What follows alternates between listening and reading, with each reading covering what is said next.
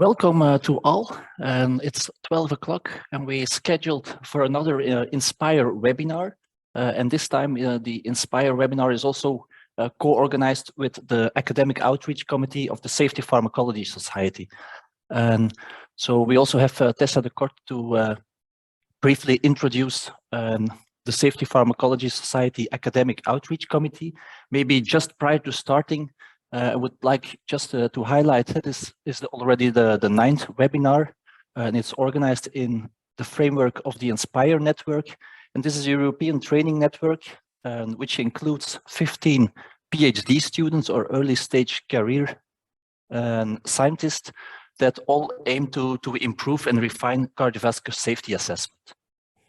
With this having said, I pass the word to Tessa de Kort, who is chair of the Academic Outreach Committee of SPS, and she will briefly introduce what this committee and what Safety Pharmacology Society is doing. So, Tessa, the word is yours. Thank you very much, Peter Jan. So indeed, very short. I don't want to steal too much time for this great webinar that I'm really excited about. So yeah, we are very happy as the Safety Pharmacology Society to co-host this webinar, last webinar of an amazing series. And I'm just here to very briefly introduce you to the SPS and to show what our highlights are and what you can benefit as a member of the SPS. So the Society's vision is to lead the global safety pharmacology community in the development and safe use of biologically active molecular entities by bridging across disciplines to predict, identify, and mitigate potentially undesirable pharmacodynamic activities. So we achieve this vision through 3 main strategic goals, which is advancing the science, education, and partnerships. So for you as a member, you can benefit from a lot of different kind of opportunities that SPS can give you, such as the highlights that are mentioned here, like an online community, award recognition opportunities, monthly webinars, which are free for members, access to the Journal of Pharmacological and Toxicological Methods, certification of exam, different kind of career centers, and discounts for education tools, etc. And especially I would like to highlight our annual meeting that this year will be held in Brussels, Belgium. So it's every year Europe and the US is changing. So this time for most of you, I think very close to home, and registration will open in spring this year. So, and then shortly something about the Academic Outreach Committee, because that's something which has a goal to really build academic visibility for the discipline of safety pharmacology. So this committee is really there for the early career researchers, so the PhD students and the postdocs that are also linked to the INSPIRE consortium, of course. So we achieve this goal by organizing different kind of activities throughout the whole year, such as a mentor match program, where you can sign up as being a mentor or a mentee and get a match or a link with someone from the safety pharmacology field, so you can change thoughts about career path, professional development, but also other things that are really important, like mental health issues and those kind of things. So we have networking and feedback opportunities. So on the right side, you see a snapshot of a speed networking event that we typically organize during our annual meetings. We have academic outreach hosted webinars, we have discount feeds for students and postdocs, and we promote safety pharmacology expertise to early career individuals. So this is a very short and brief snapshot of how the society and this committee looks like. But of course, if you have any questions about the society, or if you would like to know what the benefits are if you'll become a member, then please don't hesitate to email me. And I'm happy to answer you or redirect you to the right person within SPS. So with that, I would like to give the word back to Peter Jan, and I'm ready for the webinar. Okay, thank you. So then I can briefly introduce today's webinar. So it will be about models of atherosclerosis or research on atherosclerosis. We have the speaker, Professor Guido De Meyer, from the University of Antwerp, where he is chair of the research group of physiopharmacology. And this research group has a long-standing track record in both developing methods and validating methods to study the pathophysiology of atherosclerosis, as well as to evaluate known and also experimental treatment strategies. So I think with this, I can give the word to Professor De Meyer to introduce us in the nice world of atherosclerosis research. So the word is, or the floor is yours.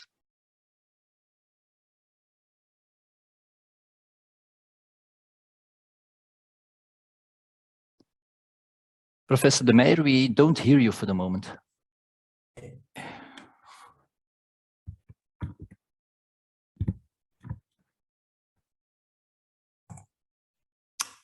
Okay, can you see the screen? Yes, perfect.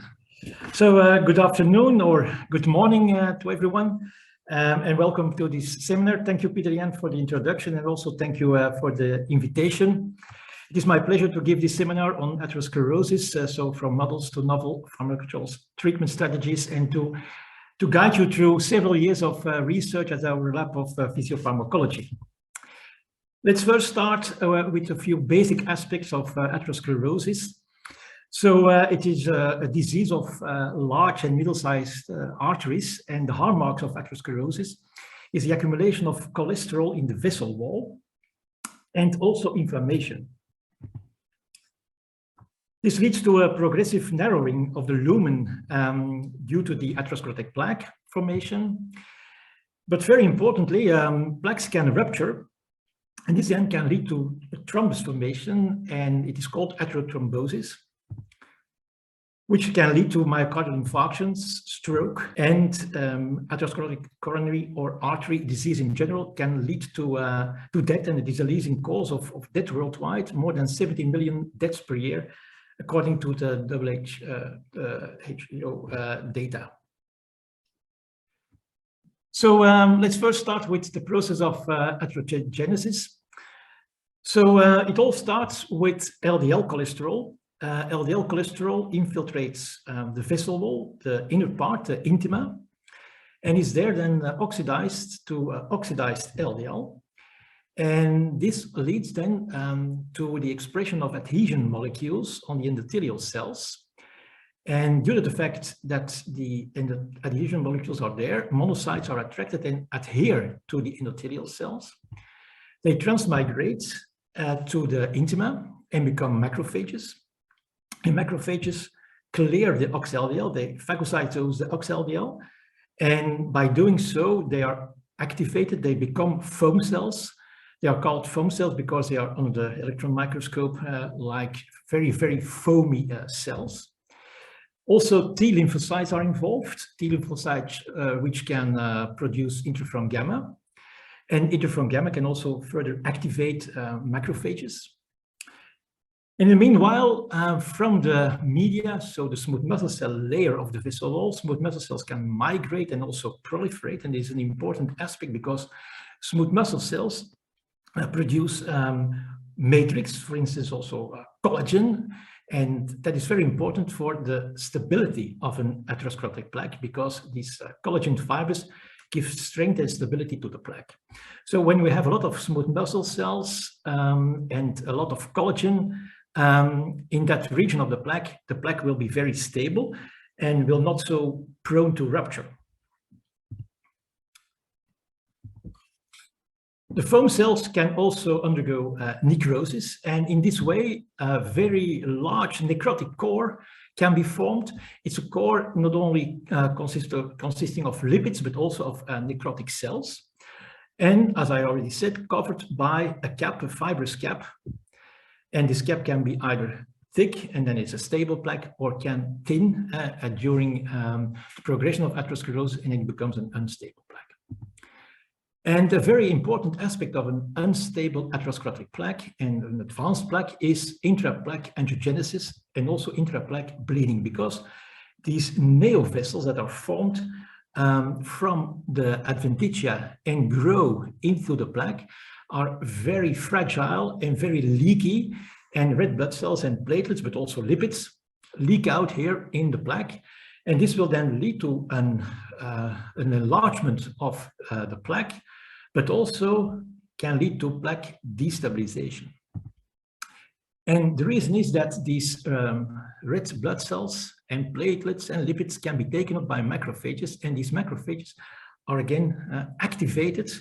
They produce several cytokines, inflammatory cytokines, but also matrix degrading enzymes. And in this way, the fibrous cap will thin, smooth muscle cells die, collagen is broken down.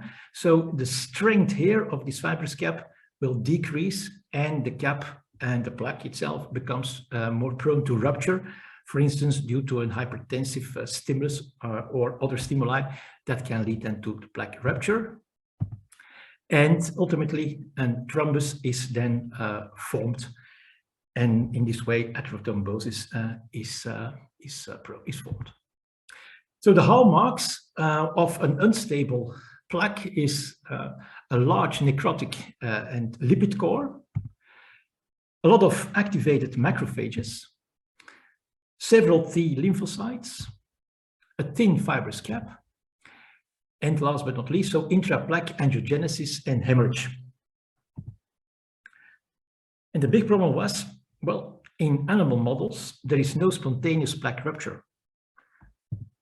And if we go through several models of atherosclerosis, we can see that there are in several models advantages, but also limitations. And in non-human primates, the advantage is that that the plaques formation is very similar to the human situation, and that there are also plaques in the coronary arteries. But the limitation is that this model is very expensive, is highly regulated, and also specialized training is needed. Another model of atherosclerosis is a pig model, a very interesting model because there are several similarities with human plaques. The localization, for instance, there are plaques in the coronary arteries, in the abdominal aorta, iliofemoral plaques, and there is also neovascularization, but the plaque development mostly ends in the foam cell stage, and thrombosis to plaque rupture is very rare. It is also relatively expensive and more difficult to handle this model. Rabbits are also used, and we also used them in the past in a lot of experiments. Rabbits allow translational research. They are, as a model, is this relatively cheap model, and they are very easy to breed and to handle. But an important limitation is that the plaques are most pronounced in the aortic arch and in the descending thoracic aorta, in contrast to the human situation. And then mice.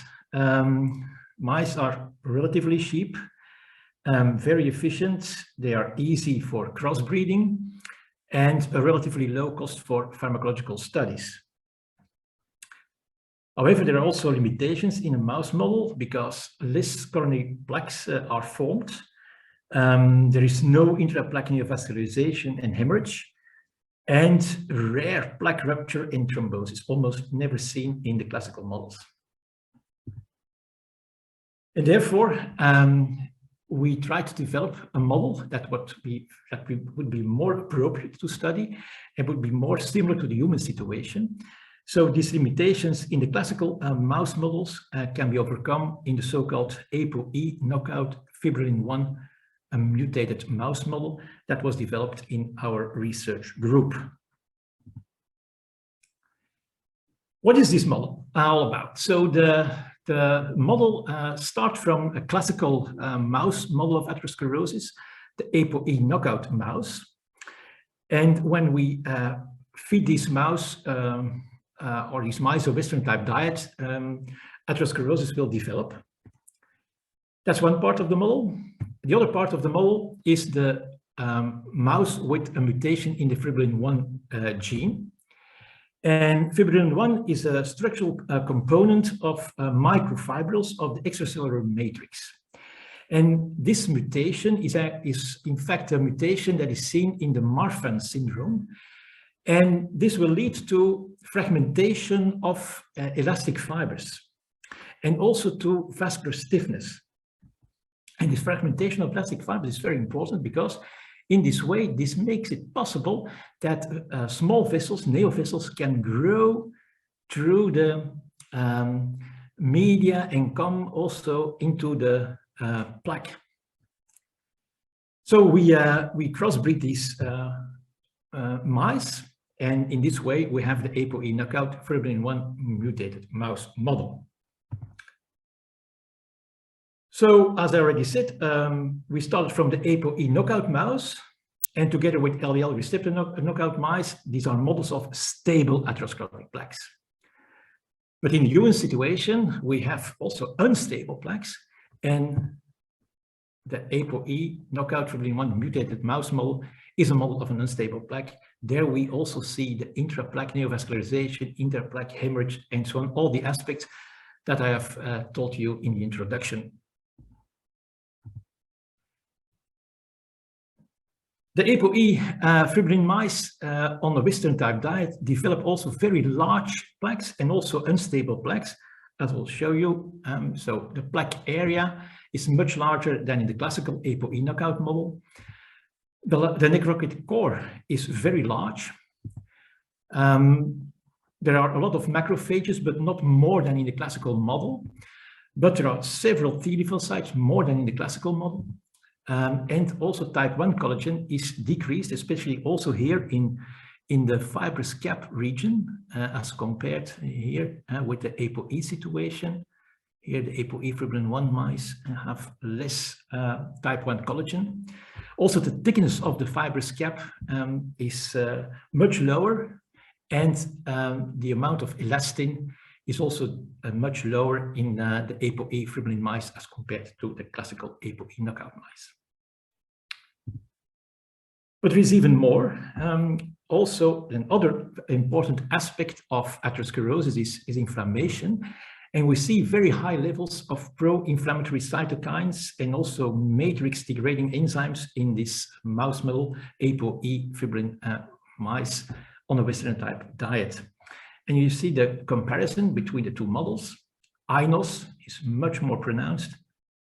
And also TNF-alpha, interleukin-1 beta, interleukin-6, interferon gamma, all inflammatory cytokines. And then concerning the matrix degrading enzymes, MMP9 is expressed, and also MMP2 is more expressed in the ApoE fibrillin mice, and also MMP12, which degrades elastin, but also, for instance, collagen 4 and other matrix components, is very pronounced here in the ApoE knockout fibrillin-1 mutated mice. And also intraplaque neovessels are seen, and together with intraplaque hemorrhage. Especially here in the left common carotid artery, we see this phenomenon. You see here the intraplaque vessels, and here you see the red blood cells in a very small intraplaque vessel. And this is another example. And also, as I told you in the beginning, what we see in human plaque is the intraplaque bleeding, because the intraplaque neovessels are very leaky. And we can demonstrate this here in this situation in our model by using tetramethylrhodamine dextrane to mark, in fact, the leakiness of these neovessels.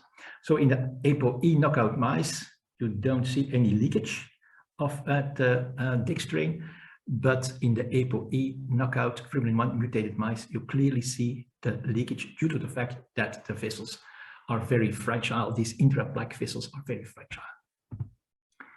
But there is even more, and there is also a lot of hypoxia in these plaques in the ApoE knockout fibrillin-1 mutated mice, much more than in the ApoE knockout mice, and this can be demonstrated with a technique called the injection of pimonidazole, and pimonidazole is here then used as a marker of hypoxia.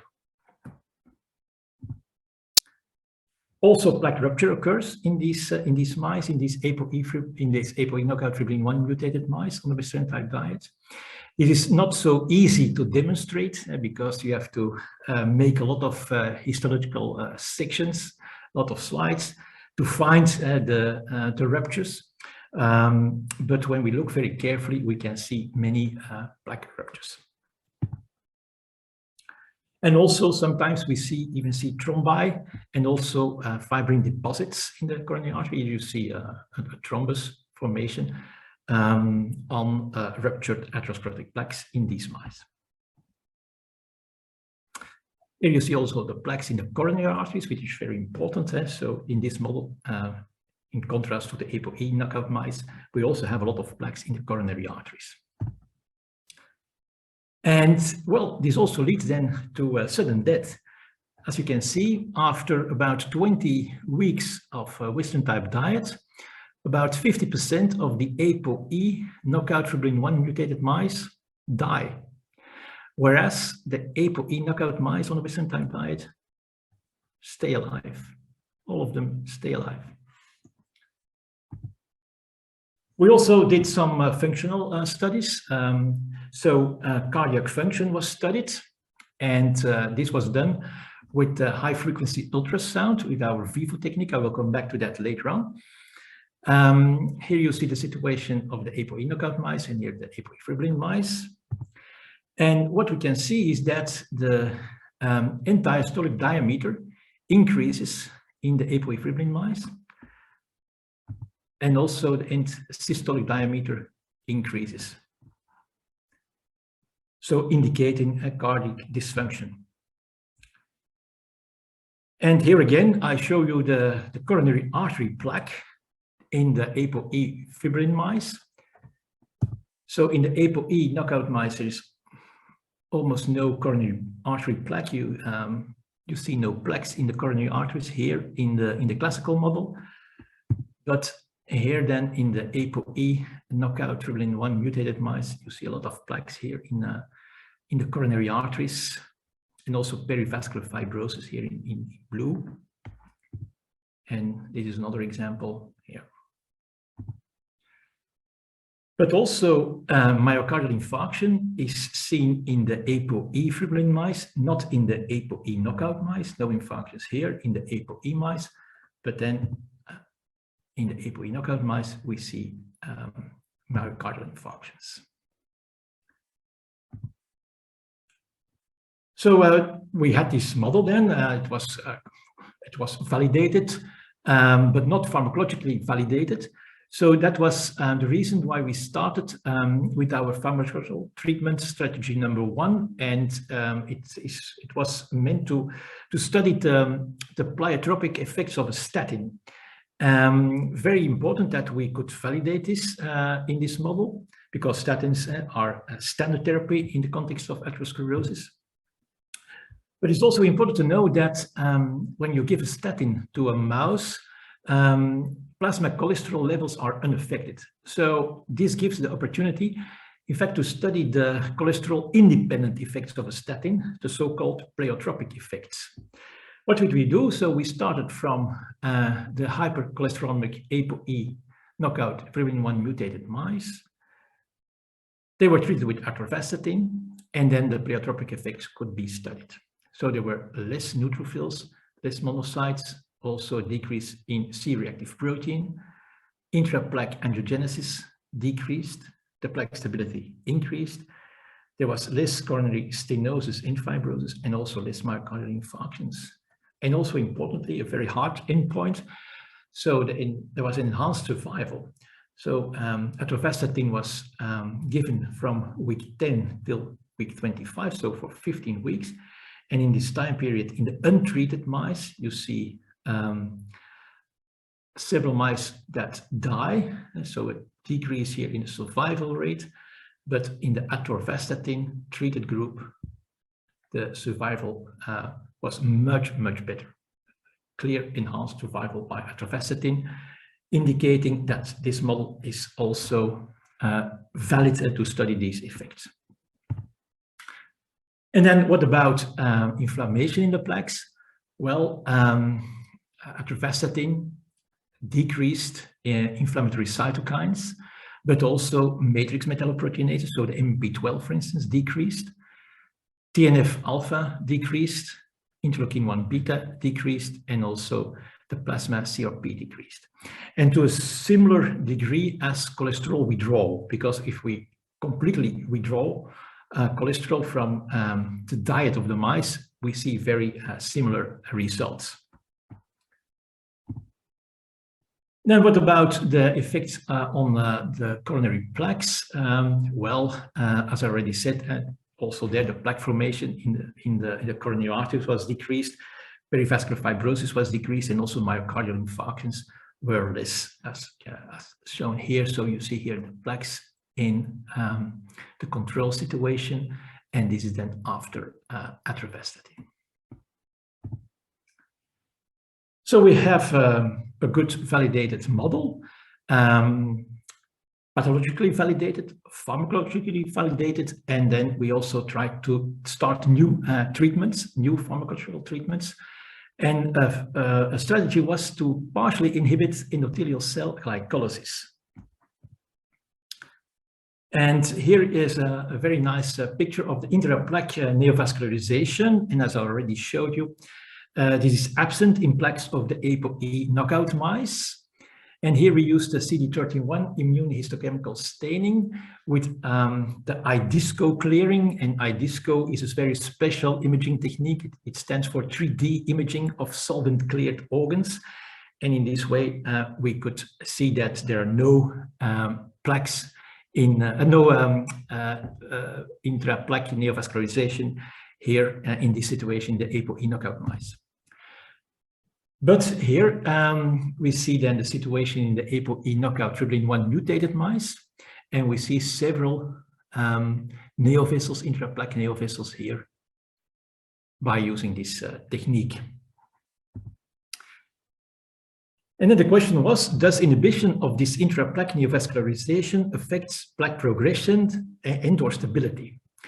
So we try to investigate the therapeutic potential of intraplaque neovascularization in advanced atherosclerosis by a partial inhibition of endothelial cell glycolysis. And why this approach? Well, it is known, and especially from oncology research, that angiogenic endothelial cells have for 85% or rely for 85% for the ATP formation from glycolysis. And the glycolysis pathway is a very complex pathway with several enzymes. But one of the key enzymes in this pathway is the enzyme 6-phosphofructose kinase, fructose 2,6-bisphosphatase 3, shortly PFK-FP3. And this is well known, as I already said, from oncology research, where there's also angiogenesis in the neighborhood of tumors. And this enzyme is PFK-FP3 is a very important, is a key enzyme in the pathway. And in the literature, an inhibitor of the enzyme was proposed. We did several extra research around this concerning this inhibitor. But in fact, it was not a real inhibitor of PFK-FP3, but it was an inhibitor of the glycolysis pathway, but that's another story. So the fact that it is an inhibitor of the glycolysis pathway is more important than the fact that it could be an PFK-FP3 inhibitor. So the mechanism of action is different as was proposed in the literature, but it is a glycolysis inhibitor. It is a predenyl propinon. So it is a partial inhibitor of glycolysis and also a transient inhibitor.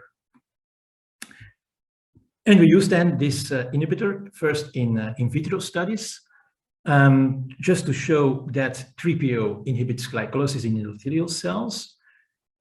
This was done with the so-called seahorse technique, where the extracellular acidification rate was measured, and this was clearly decreased after treatment with 3PO in a concentration-dependent way. And also endothelial cell tube formation and branching was decreased by 3PO. Another aspect in neo-angiogenesis is endothelial cell migration, and 3PO also inhibits endothelial cell migration in a very classical assay, the so-called scratch assay. You see here the situation in the basal conditions, control and 3PO, and then even more pronounced in the conditions when the endothelial cells are stimulated with VEGF, vascular endothelial cell growth factor. So 3PO decreases or inhibits endothelial cell migration. And also aortic sprouting was clearly decreased by 3PO, all demonstrating that 3PO is indeed very active. After these in vitro experiments, we started an in vivo experiment, and we used two regimens, a curative approach, and this is an approach where we have we try to test the effect of 3PO on established plaques, because in this curative regimen, the mice are fed for 16 weeks with a Western type diet. The diet is then continued for another 4 weeks, but in the last 4 weeks, solvent treatment is applied, or the treatment of 3PO is done 4 times a week, 50 milligrams per kilogram.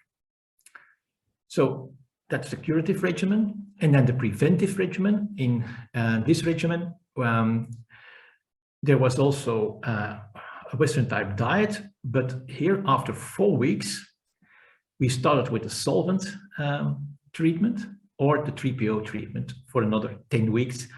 And during this period of 10 weeks, the Western type diet was continued.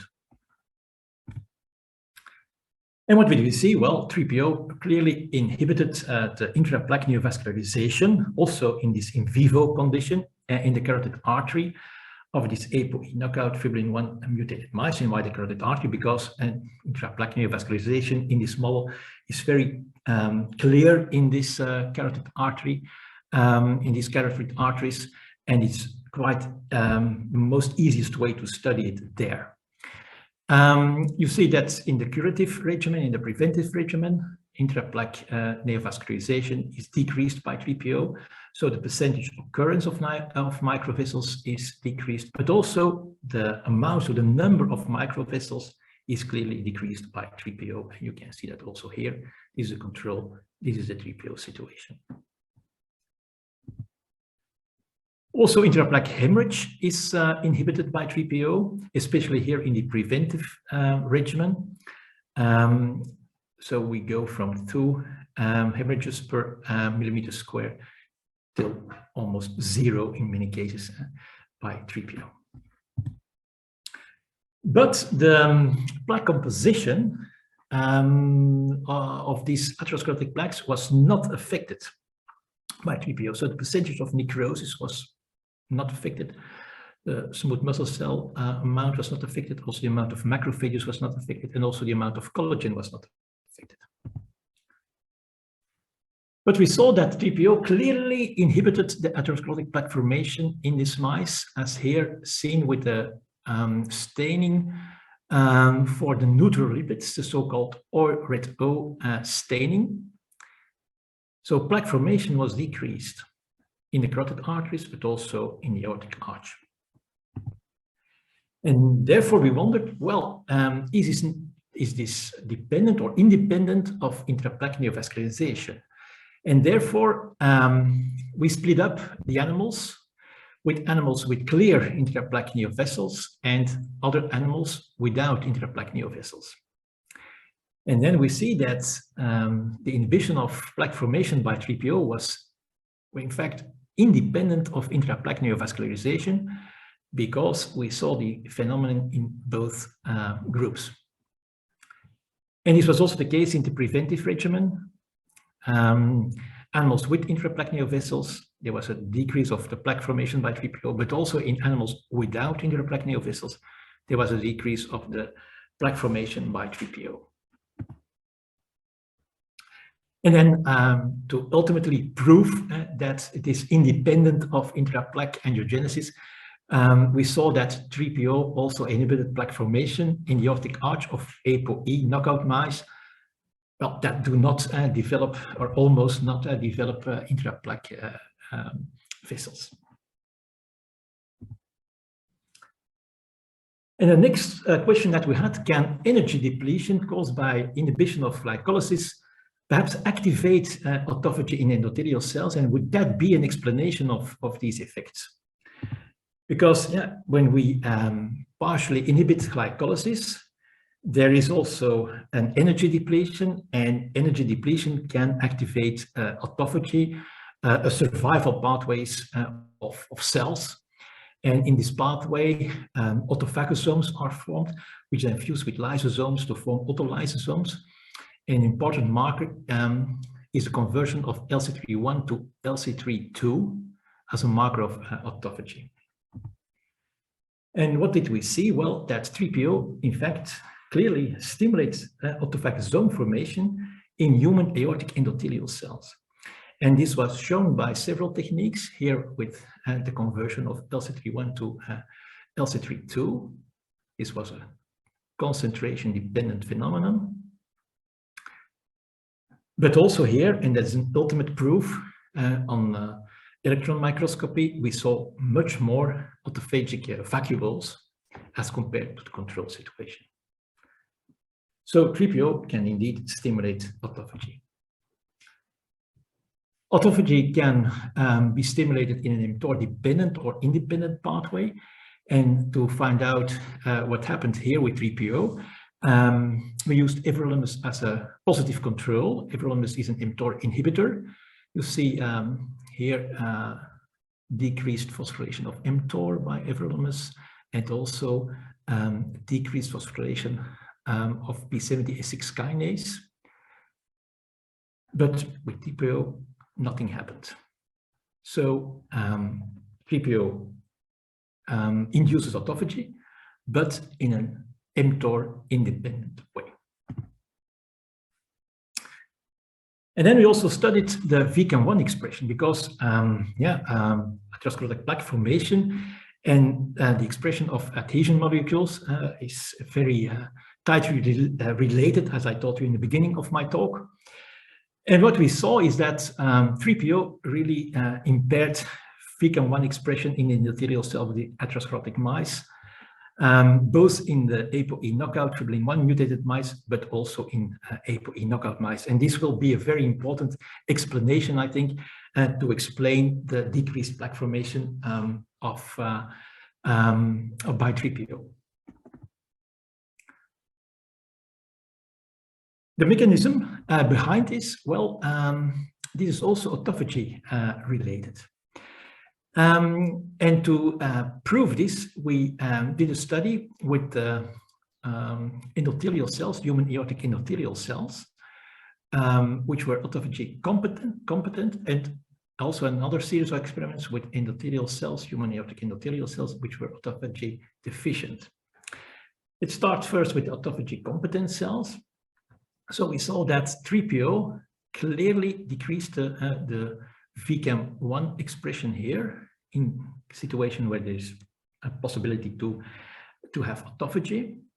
Also, ICAM1 was decreased. And after silencing of one of the essential autophagy genes, ATG7, this effect disappeared. So indicating that the upregulation of VCAM1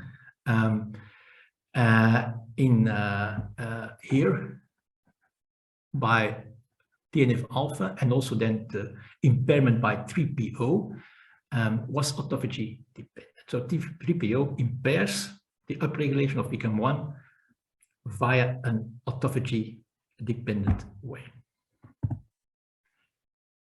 3PO inhibited also TNF-alpha mediated NF-kappa B activation in human aortic endothelial cells. As you can see here, so the phosphorylation of NF-kappa B was decreased, and also the DNA binding activity of NF-kappa B was normalized. We can induce it with TNF-alpha, and after treatment with 3PO, it normalized again. But there was even another very interesting finding on the phenotype of the macrophages, because 3PO promoted an M2 phenotype and decreased the M1 phenotype. So M1 phenotype indicates pro-inflammatory macrophages, and M2 phenotype indicates more anti-inflammatory macrophages. So let's see here first to the data of the M1 macrophages. So we use two markers for M1 macrophages in mice, so CD38 and GPR18. We stimulated the cells with interferon gamma and LPS. Then you see clearly the CD38 marker, but after treatment with 3PO, you see a concentration-dependent decrease of the M1 markers CD38 and also GPR18. And in contrast, M2 markers, EGR2 and arginase 1, clearly go up. So you see really a shift from an inflammatory phenotype to a less or an anti-inflammatory phenotype.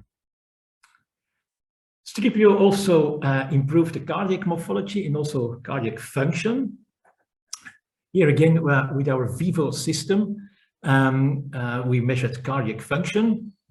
We measured the left ventricular internal diameters, and this decreased after 3PO treatment in systole, but also in diastole, and the fractional shortening improved after 3PO. The amount of coronary plaques was also less, so the number or the percentage of mice with coronary plaques halved from 60% in the control situation to 33% in the 3PO treated mice. And also perivascular fibrosis was decreased after 3PO treatment. And then we also started some other experiments which are still continuing at this moment. So PFKFP3, so that key enzyme of the glycolysis pathway, PFKFP3 deficiency in endothelial cells decreases the plaque thickness and stenosis in ApoE knockout mice, as you can see here. So we crossbred ApoE knockout mice with PFKFP3 knockout mice. PFKFP3 was knocked out in the endothelial cells, and then a Western type diet was given to these mice, and you see a decrease in the amount of stenosis and also in the plaque thickness. But these experiments are still going on, and we try to find out more about this. So in conclusion about this partial inhibition of endothelial cell glycolysis, so endothelial cell metabolism in atherosclerosis seems to be a very emerging target that may offer attractive therapeutic avenues to counteract plaque progression. So, and as I already said, so we are further exploring the possibilities of this approach. Then a third strategy is induction of autophagy. So autophagy, as already mentioned, is a subcellular process for the bulk digestion of proteins and organelles. It's in fact a survival pathway of cells. And in this pathway, autophagosomes are formed. They fuse with lysosomes to form autolysosomes. And in atherosclerosis, autophagy is very important. In early atherosclerotic plaque, we see that there is effective autophagy, and in endothelial cells is important for cytoprotection and also for the maturation of von Willebrand factor and secretion, and also for the expression of endothelial nitric oxide synthase. In macrophages, effective autophagy is very important for cytoprotection, but also for an efficient efferocytosis, so the clearance of dead cells, but also for cholesterol efflux. And in smooth muscle cells, effective autophagy is important for cytoprotection and of a phenotype switch from the protacta to the synthetic phenotype. So in general, effective autophagy is important for plaque stability. This is a situation in early plaques. But when we have advanced atherosclerotic plaques, due to the fact that there is a lot of seroid, oxidized lipids, oxidized proteins, a lot of inducible nitric oxide synthase, also aging, autophagy is impaired, and in endothelial cells, this impairment of autophagy leads to apoptosis of endothelial cells, and this can lead to atherothrombosis. Impaired autophagy in macrophages can lead to apoptosis, also to impaired efferocytosis. So dead cells are less efficiently cleared, so this leads to plaque instability. And impaired autophagy in smooth muscle cells leads to senescence and also increased atherogenesis. This was demonstrated by several people here at our lab and also published in several journals. There's also an important crosstalk between autophagy, senescence, and cell death. And when autophagy fails, then senescence and cell death prevail, and atherosclerotic plaques can progress. Therefore, we thought if we have an approach with autophagy inducers, can this be a very interesting therapy for atherosclerosis? And autophagy can indeed be intensified by specific drugs that already exist, like for instance, metformin is an AMPK activator, and this activates autophagy. Rapamycin is an mTOR inhibitor, in this way also is an autophagy inducer. And resveratrol activates SIRT1 and also induces autophagy. But these are compounds, drugs that already exist, but these drugs were not specifically designed as an autophagy inducer. They are not so potent as an autophagy inducer, but they can be used already as proof of principle. And what we see also from the literature is that rapamycin and rapalox, they inhibit mTOR, they induce autophagy, but perhaps what we also see, and perhaps this is due to autophagy induction, there is less macrophage accumulation, less lipid accumulation, less cell proliferation, less intraplaque neo-angiogenesis. So all aspects that can lead to plaque stabilization. And therefore, the strategy was, can we develop really specific, very specific and very potent autophagy inducers? So pharmacological stimulation autophagy could be a valuable and novel strategy in the treatment of atherosclerosis. And to find out whether we can indeed make and validate such compounds, we did a high throughput screening, and from more than 10,000 molecules, 30 molecules were studied in more detail in several assays, because it is a very difficult process to really demonstrate that a compound is a very interesting and very potent autophagy inducers. And we used here a morphological approach. It is important that autophagy flux is measured. So this means that the formation of autophagosomes must be increased, but also the formation of the autolysosomes. Otherwise, we are measuring something else and not a real autophagy inducer as such. So flux measurement is very important to measure here, and that's not so easy to do, especially when we have a lot of compounds to test. But out of the screening and of our morphological validation, compound 26 appeared to be an interesting one, because there you have indeed more autophagosomes, but also more autolysosomes. And that was then also confirmed with other imaging techniques. Can you see here, compound 26 as compared to the control clearly induces autophagy in cells. And that was then the reason that compound 26 was used as a lead compound to also to make novel and even better compounds as autophagy inducers. We are continuing this line of research. Also, the pharmacokinetics will be very important when we will use these compounds in an in vivo situation. But also the mechanism of action to study is also a very important aspect in this type of experiment, so to be continued. And then fourth strategy, a last strategy that I will show you, is inhibition of ferroptosis. And ferroptosis is a type of programmed cell death depending on iron. And it is characterized by the accumulation of lipid peroxides. And ferroptosis is initiated by the failure of the glutathione-dependent antioxidant defenses. And this results in an unchecked lipid peroxidation and also cell death. So it is a kind of cell death that is iron dependent. And this is important in our context of an advanced plaque with intraplaque bleeding. Ferroptosis in atherosclerosis has not yet been investigated, but it is receiving considerable attention. So lipid peroxidation is a hallmark of atherosclerosis. That's the first aspect, but intraplaque neovessels and bleedings are a source of erythrocytes, and erythrocytes contain iron, so it is a source of iron deposition, these erythrocytes, and that come out of the leaky neovessels. And intraplaque bleeding is seen in human atherosclerotic plaques. So intraplaque hemorrhage, intraplaque bleeding leads to free red blood cells that are taken up by the macrophages, as I taught you in the beginning of my talk.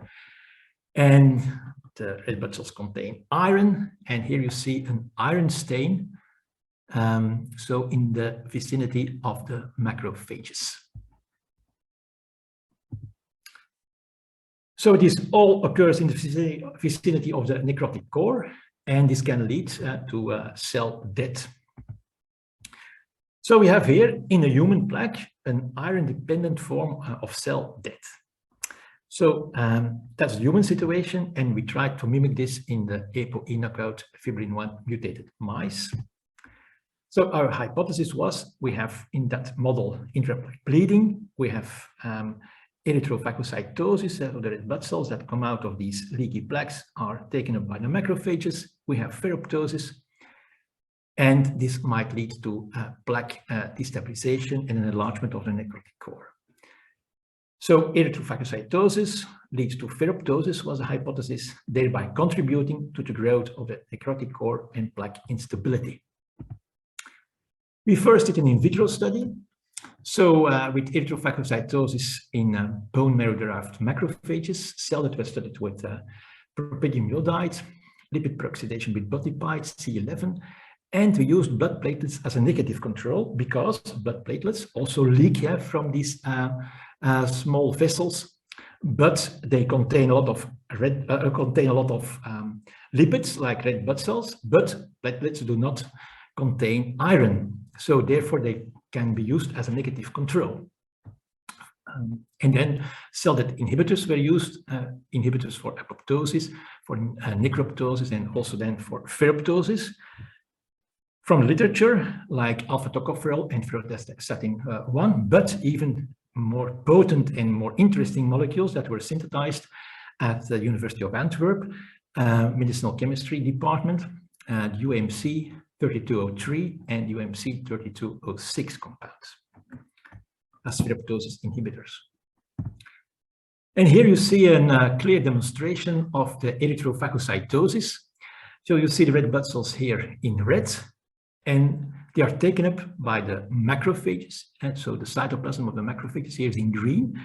And you see in the three axes, so in the X, Y, and Z axis, so they are surrounded, the red blood cells, by cytoplasm of the macrophages, indicating that they are really taken up by the macrophages and not just adhere like here to the macrophages, are really taken up. So demonstrating erythrophagocytosis. This can be measured, and we see indeed a time-dependent phagocytosis of the red blood cells by the macrophages. Also, platelets are taken up, and they are used as a negative control, as I said, because they do not contain iron. They are an ideal control. And what happens? Well, we see that the erythrophagocytosis here leads to lipid peroxidation. Here, after 2 and 4 hours, you see that in the context of red blood cell phagocytosis, but not after platelet phagocytosis. And then cell death. Cell death is induced after the red blood cell phagocytosis in a time-dependent manner. Here again, and you see the contrast with platelets. When platelets are taken up, there is no cell death of the macrophages. When red blood cells are taken up, you see cell death of the macrophages. And then we test the effect of the UMC compounds, UMC 3203 and UMC 3206. And so these are ferroptosis inhibitors. They inhibited the lipid peroxidation, as clearly seen here, and also cell death was inhibited in these in vitro conditions.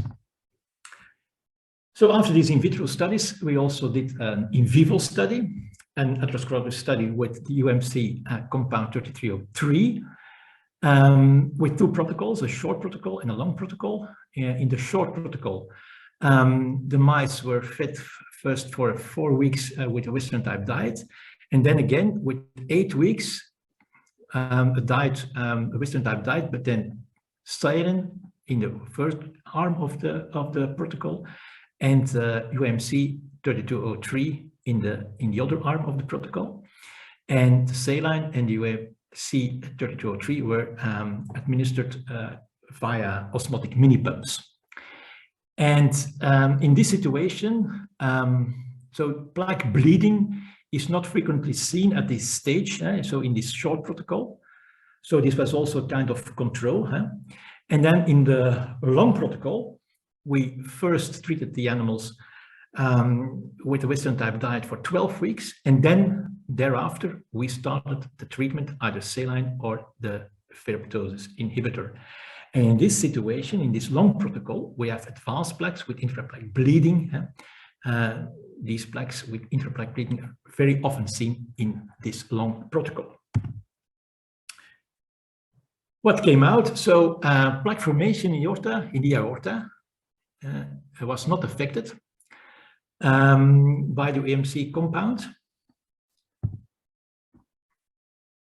but the compound was active because markers of erythrophagocytosis induced ferroptosis were indeed affected. So one of these markers is the haemoxygenase 1, and you see here a decrease of this marker here in the carotid artery after 20 weeks. So the compound was certainly active in this in vivo situation. And then I will show you an image of the plaques themselves in the carotid arteries. We especially studied then the carotid arteries because there we see a lot of intraplaque neovessels and bleeding. And we saw that the plaque thickness there in these carotid arteries was clearly decreased, not after 12 weeks, that was too early, but after 20 weeks, there was a decrease of the plaque thickness. And this was measured in a longitudinal way. So here, this is the carotid artery, and we measured then the plaque thickness in this situation. And then we questioned, well, we see a decrease in the plaque thickness after 20 weeks. Is this then due to, really due to ferroptosis inhibition or other phenomena?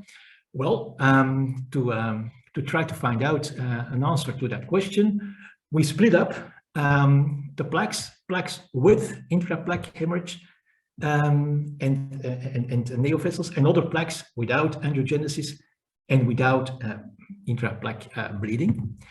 And what came out? Well, we see that the effects of the UMC 3203, so the ferroptosis inhibitor, were only present in plaques with intraplaque angiogenesis and hemorrhage after 20 weeks. So at a time point where there is indeed in the control situation a lot of intraplaque bleeding and also ferroptosis, but ferroptosis could then be inhibited after treatment with a UMC 3203, and plaque thickness was decreased. This was not the case in plaques without intraplaque angiogenesis and hemorrhage, clearly demonstrating that the ferroptosis inhibitor exerted its effect through on the plaque thickness through ferroptosis inhibition. So a general conclusion, an appropriate model of atherosclerosis is essential. And I think that we could demonstrate several promising novel pharmacological treatments for atherosclerotic disease beyond statins. And one of these strategies is targeting endothelial cell metabolism by partial and transient inhibition of glycolysis. We have seen some aspects that in this presentation, induction of autophagy. We are doing several new experiments to prove this more in detail. And then last but not least, also inhibition of ferroptosis seems to be a very interesting approach. And what we also will do more in the future is also study the plaques with really new techniques. The high frequent, ultrasound technique, so ultrasound imaging with high frequency and also very high resolution, the Vivo. This already exists for a longer time, but we have now a very new machine, the Vivo F2 Laser X machine, that is even better than the other ones from the past. And this is important to also study functional aspects in an in vivo situation in a non-invasive way and in real time. So we can combine anatomical and also functional data. And the resolution is very interesting, 30 to 100 micrometers. And this real-time imaging is relatively fast. And as I said, so we have a new apparatus. I think we are the first one in Europe to have this new one from, it was from June last year. And this machine also combines the ultrasound with a photoacoustic effect. And photoacoustics, so lights come in and sound goes out. So we can here combine optical data and also ultrasound data. So very in brief, so there is a nanosecond pulse laser light that illuminates the tissue. Then the light is absorbed by chromophores, causing thermoelastic expansion. Sound waves are generated and detected by the ultra-high frequency transducer. And the signals are then processed, resulting in a co-registered high-resolution ultrasound and photoacoustic image. So we combine ultrasound and optical techniques. And that's very interesting. Also to study, for instance, the oxygenation in plaques, but can also be studied in the context of oncology, oxygenation around tumors and so on. And to just give you a possibility. So this is real-time data for oxygenation. So starting from medical air in this situation to 5% oxygen. And then you see here the decrease in the red signal. And then again, medical air, more red signal. This can all be studied then in a non-invasive way, which gives several new possibilities for the future. And in this way, I come to the end of my presentation. But before I end, I would like to thank all the people of our Laboratory of Physiopharmacology. They all worked very hard to find all these things that we are interested in, and all the data that were generated and I presented to you today were generated by many people in our lab. But we also have several collaborations with several people at the University of Antwerp, but also people at other universities in Belgium and also abroad. Thank you very much for your attention. Thank you, Professor De Meyer, for this very nice overview, really a fascinating journey through the different models, but also through the different experimental approaches that are pursued to stabilize plaques. Now we will try to do something challenging because we are with a quite large group, and the idea would be to ask questions. So this presentation is open for questions. Normally, I think participants can either try to unmute or you can use the chat to ask a question. And maybe I can just start with a first question, unless there is someone from the audience that has an urgent question.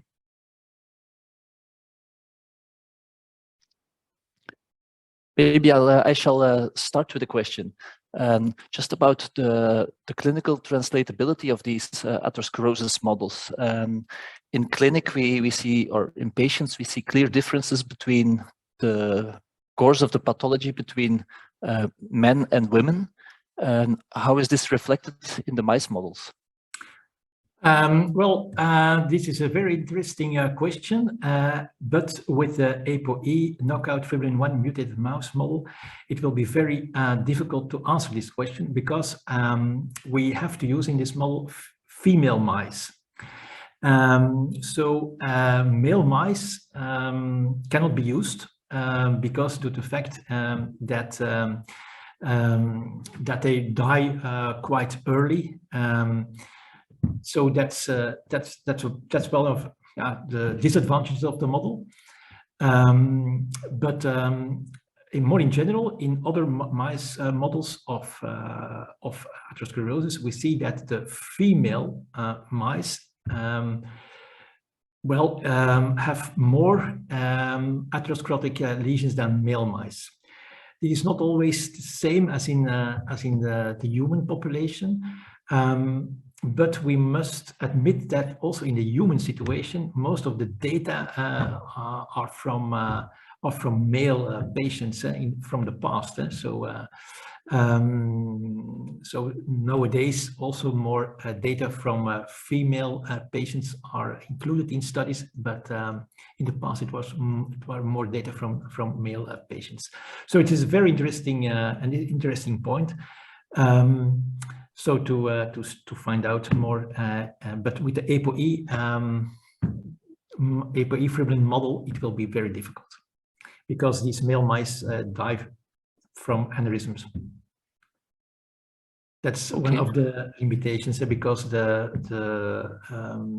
fibrillin-1 mutation can lead to aneurysms. We do not see that in the female mice, but why that is the case, we do not really know. Thank you for this clear answer. I see that Tessa Descartes has a question, and indeed it's through the reaction button that you can indeed raise your hand. But yes, thanks, Pieter-Jan, and thank you, Professor De Meyer. It's a really great talk, nice overview of all the different strategies. I had a question about the angiogenic endothelial cells. You presented some results where you inhibit the glycolysis pathway, and since most of them, like 85% or so, rely on the glycolysis, they suffer. I was wondering if you will also be able to observe a metabolic switch of these cells, or do they just rather die and that will result into the different kind of results that you presented later on? Yeah. Well, due to the fact that that the inhibition of glycolysis is only partial and transient, the cells will not die immediately. What is also already seen in the literature, that there is a metabolic switch. Yeah. Okay. Yeah. So that's so these cells, they undergo a metabolic switch, and they will then, and that will lead to a more healthy state. One other question, very briefly, you mentioned quite some nice strategies to advance this kind of research in the future also, but I was missing the inhibition of specific immune responses. Is that something that is out of the scope of your research group, or is that something that is outdated and not interested anymore? It's not outdated, no. No, we have to focus to some aspects. Of course. Yeah, that's a choice that we have made. One of our previous collaborators also studied dendritic cells, but this person left the lab. So this is a line of research that was not continued up till now, but it's possible that we take it up again. Okay. And you have to make choices, of course. Of course, yeah. And this was really amazing. I was not familiar with this kind of research, so yeah, it's really nice. Thanks.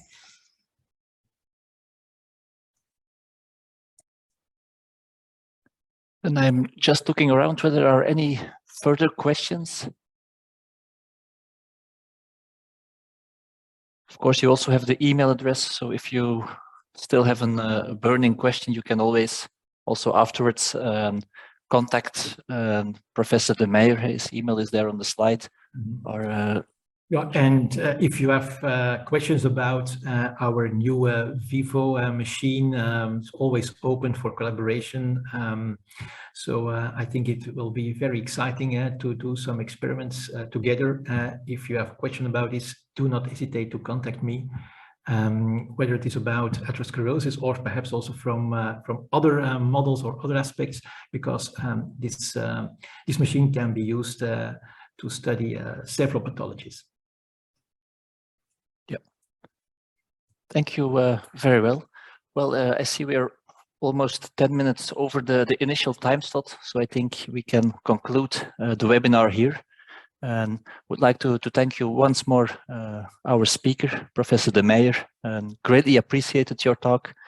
And yeah, let's keep in touch and check regularly either the website from the INSPIRE project as well as the Safety Pharmacology Society, because there will be new webinars in the future. So with this, I still wish you a great day and a nice weekend.